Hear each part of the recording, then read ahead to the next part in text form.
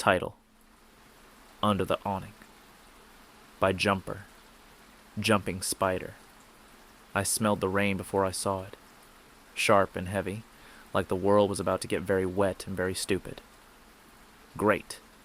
Gnats don't fly when it rains. Everything hides.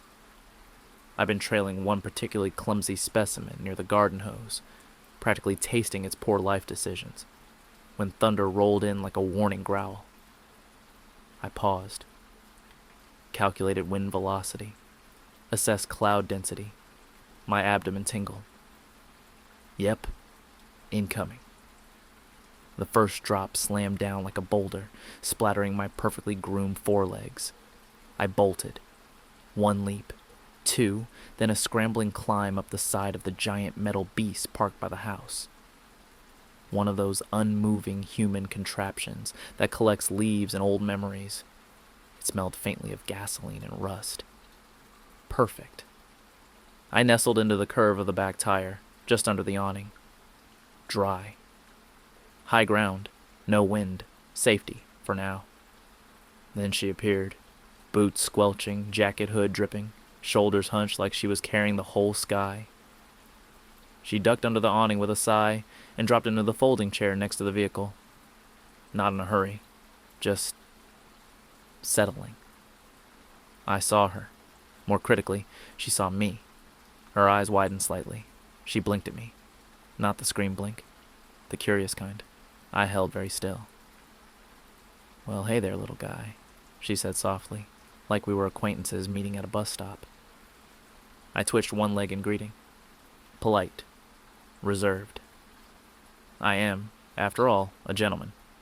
It's my fuzzy front legs that do the waving, more expressive than the others. If you've got flair, use it. She leaned a little closer. "Taking shelter too?" I didn't answer. Obviously. I'm not rude, I just don't talk out loud. But I did raise one fuzzy leg again. Deliberate, friendly, a nonverbal, "Yes, the rain is awful, thank you for noticing." Her smile spread slowly. "Are you waving?" I mean, I was, but let's not make it weird. "You've got those big cartoon eyes," she said with a soft laugh. "You're one of those jumping spiders, huh?" Cartoon? Excuse me. I am a precision-crafted apex of evolutionary charm, nature's pocket-sized ninja, a specialist in ambush, aerial acrobatics, imposing majestically on twigs. But yes, also, devastatingly cute. She relaxed into her chair, arms crossed loosely. I used to be terrified of spiders. Not sure why. One day I was brushing my teeth and noticed one of you guys just sitting on the mirror frame. Didn't run. Didn't flinch. Just sat there like, hey, no judgment here. I guess I appreciated that.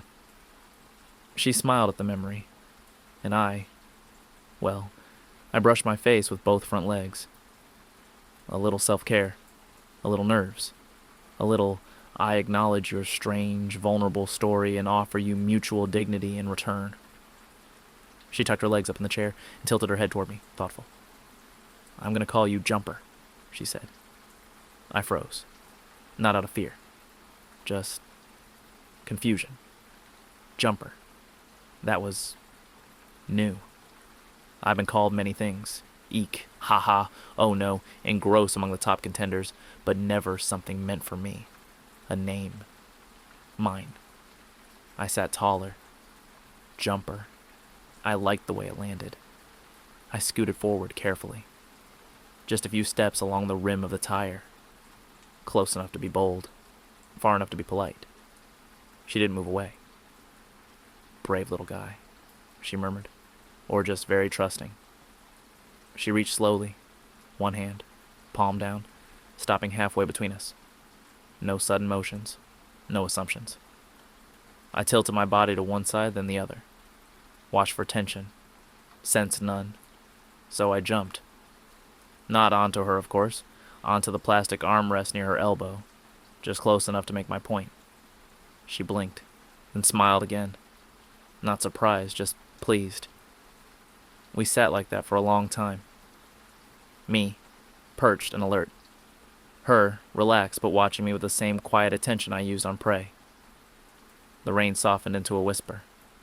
A bird sang, somewhere out past the trees. Her phone buzzed. She didn't look at it.